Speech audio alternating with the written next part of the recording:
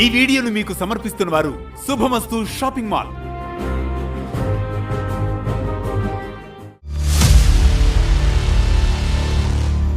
ఒక రాజు హృదయం ఓ యుద్ధంగా మారగలదా? చంపిన చేతులు కాపాడే చేతులుగా ఎలా మారాయి? రక్తంతో నిండిన యుద్ధభూమి నుంచే శాంతి సందేశం ఎలా పుట్టింది? ఖడ్గమే రాజధర్మమని నమ్మిన రాజు అహింసే పరమ ధర్మమని ఎలా గ్రహిస్తాడు? చరిత్రలో పరాక్రమవంతుడు ప్రేమ నిధిగా ఎలా మారాడు? ఈ ప్రశ్నలన్నింటికీ సమాధానమే అనగనగా మౌర్య సామ్రాజ్యంలో జన్మించిన ఒక రాజు కథే రక్తపాతం నుంచి ధర్మచక్రం వరకు, యుద్ధం నుంచి బుద్ధం వరకు ఓ వీరుని మహాగాథ.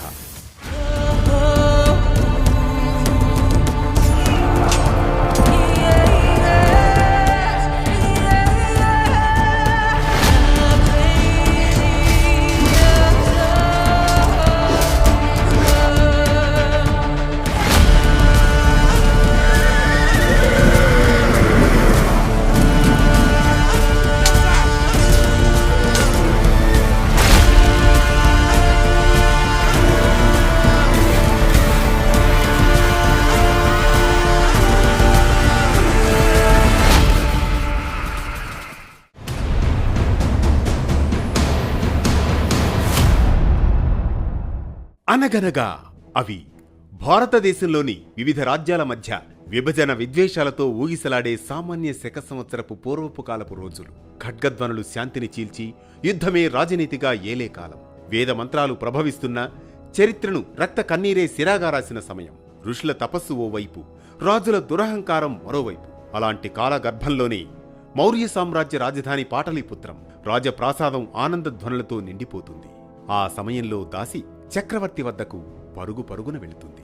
మహారాజా మహారాజా, జయము జయము, మహారాణి సుభద్రంగికి పుత్రరత్నం జన్మించాడు అని దాసి చెబుతుంది బిందుసారుడికి.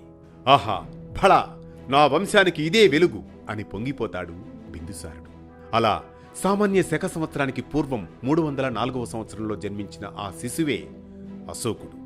అశోకుడు మౌర్య వంశానికి చెందిన చంద్రగుప్త మౌర్యుని మనుమడు, బిందుసారుని కుమారుడు. చిన్ననాటి నుంచే అతని చూపులో ప్రత్యేక ధైర్యం కనిపిస్తుంది. గురువు ఆధ్వర్యంలో యుద్ధ శిక్షణ కొనసాగుతూ ఉంటుంది. రాజకుమారా, ఇది ఖడ్గం. దీన్ని ఎలా పట్టుకోవాలో కాదు, ఎప్పుడు ఉపయోగించుకోవాలో నేర్చుకో అని చెబుతాడు గురువు. అలాగే గురువర్య అని క్రమశిక్షణగా తర్పీదు పొందుతూ ఉంటాడు అశోకుడు. అలా విద్యలోనూ యుద్ధ విద్యలోనూ అశోకుడు ముందుండేవాడు. సహచరులకు భయంగా, శత్రువులకు ఒక హెచ్చరికగా క్రమక్రమంగా ఎదుగుతూ ఉంటాడు. అదే సమయంలో తన తల్లి కూడా రాజమాతగా ఎన్నో విషయాలు చెబుతుంది. నాయన అశోక, బలం ఉంటే సరిపోదు నాయన, దానికి దయ కూడా తోడు కావాలి, అప్పుడే అది పరిపూర్ణత వహిస్తుంది అని క్రమశిక్షణ పాఠాలు, నీతి ధర్మాన్ని నూరిపోస్తుంది.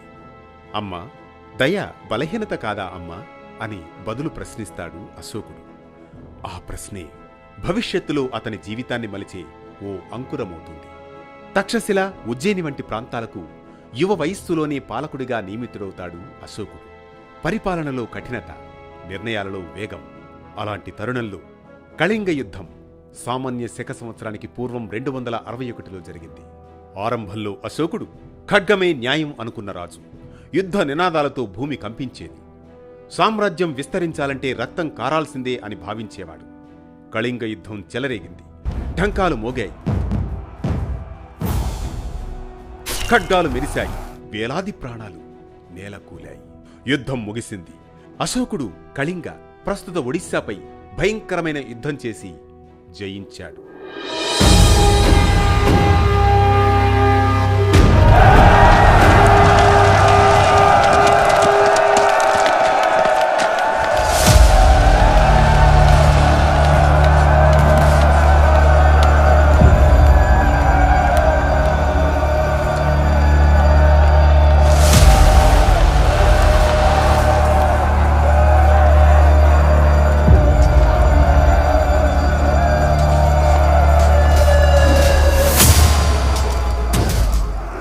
యుద్ధం ముగిశాక అంతా నిశ్శబ్దం. కాని ఆ నిశ్శబ్దం విలాపాలతో నిండింది. ఎటు చూసినా తెగిపడిన శరీర అవయవాలు, ఏడుపులు, రక్త కన్నీరే. అది తనలో ప్రశ్ననే మిగిల్చింది. అంతర్మదనం సాగింది. ఇదే నా విజయం? ఈ కన్నీళ్లేనా నా కిరీటం? రక్తంతో తడిసిన నేల, శవాల మధ్య విలపించే ప్రజలు. అశోకుని హృదయం కరిగిపోయింది. అప్పుడే అతని మనసు మలుపు తిరిగింది. ఇది కాదు రాజ్య విస్తరణ, ఇది కాదు విజయం. ఈ మృతదేహాల మీద నిలబడి నేను చక్రవర్తినని చెప్పుకోకూడదు. ఆ రోజు అశోకుడు తొలిసారి విజయం సాధించిన రాజుగా కాదు, ఓ సామాన్య మనిషిగా ఆలోచించాడు.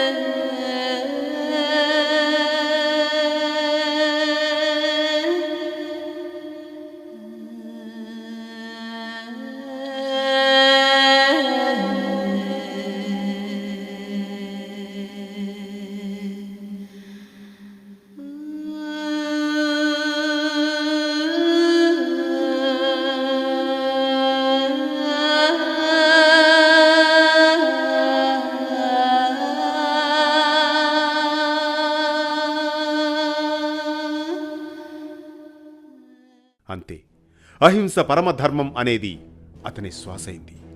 ఇకపై ఖడ్గ విజయం కాదు, ధర్మ విజయమే నా మార్గం అని మనసులోనే ప్రతిన పూనుతాడు. అలా అహింస అతని శాసనం, కరుణ అతని రాజనీతి. అలా క్రూర యోధుడు ప్రపంచానికి శాంతి సందేశం ఇచ్చిన ధర్మ చక్రవర్తి. అలా మారాడు అశోకుడు. కళింగ యుద్ధం తర్వాత ఆయనలో వచ్చిన మార్పుతో భారతదేశ చరిత్రలో ఒక గొప్ప చక్రవర్తిగా నిలిచిపోయాడు. అతని మనస్సులో 3 అంశాలు ఆనాటి నుంచి. అదే అహింస, కరుణ, ధర్మం. ఈ 3 అతని కొత్త ఆయుధాలు. ఇక నా ఖడ్గం కాదు పాలించేది, నా ధర్మం పాలిస్తుంది అని పిలుపునిచ్చాడు. యుద్ధాలకు బదులు ధర్మయాత్రలు, శిక్షలకు బదులు శ్రేయస్సు, భయానికి బదులు విశ్వాసం. ఆసుపత్రులు కట్టించాడు, మార్గాల వెంట వృక్షాలు నాటించాడు, బావులు తవ్వించాడు, ధర్మ సందేశాలను శిలా శాసనాలపై చెక్కించాడు.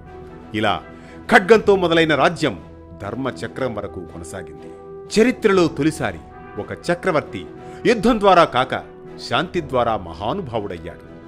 ఇది రక్తపాతం నుంచి ధర్మచక్రం వరకు, యుద్ధం నుంచి బుద్ధం వరకు ఓ వీరుని మహాగాథ.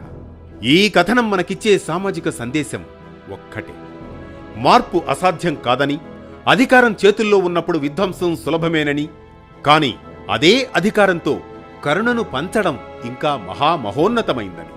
అలా అశోకుడిలా ఆత్మ పరిశీలన చేసుకుంటే మన జీవితాల్లోనూ ధర్మచక్రం సాధ్యమని.